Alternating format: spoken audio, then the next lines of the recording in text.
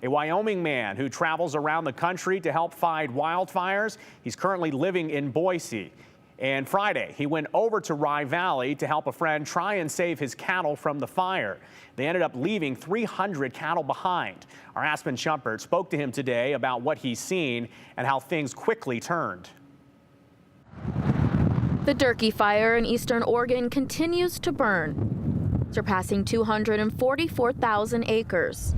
The people of Huntington and the Rye Valley area have been asked to evacuate several days in a row, leaving their belongings and even cattle behind. And when the sun broke, I could tell it was going to be a pretty rough day by the amount of smoke and the dark clouds going up in the sky. Wyoming man Blake Maxwell works for Soft Track Attack, a company who helps state and federal agencies fight wildfires around the country. He's spending this wildfire season in Boise, and on Friday got a call from a friend for help near the Durkee Fire. In a matter of 2 seconds, everything you could ever have could be gone, turned upside down. Saturday, he arrived immediately with a job to do, using his dozer to dig lines. Just take all the vegetation off the grass on a 8-foot wide blade, bare down to bare soil, so when fire reaches that line, hopefully it stops it in its tracks. But it didn't.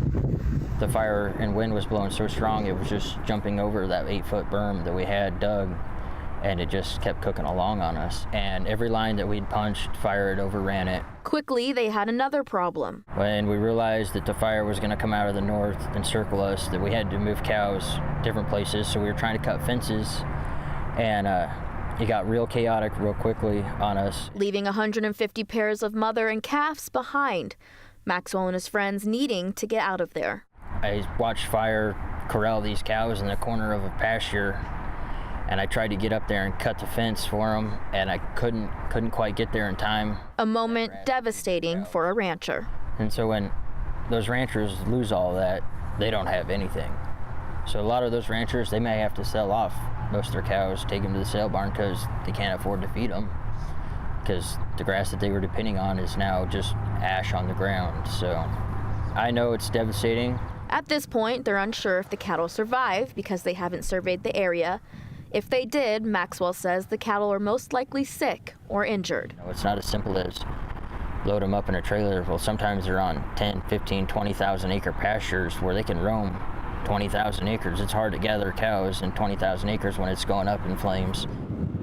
This actually feels very familiar for Maxwell. In 2016, after he graduated high school, he volunteered with his local fire department back home in Wyoming. While on shift, they got a call of a structure fire. Crews pulled up to the scene, and it was Maxwell's family house in flames. He says that they lost their home and 320 cattle that day. And Joe, ever since, he's been dedicated to fighting wildfires every summer. Well, it's just one of those impacts of wildfire that you just don't think about right away. But of course, such an agriculture-focused economy here in Idaho. So many factors and layers to all of this. Aspen Shumpert reporting here on the 208. Appreciate your time.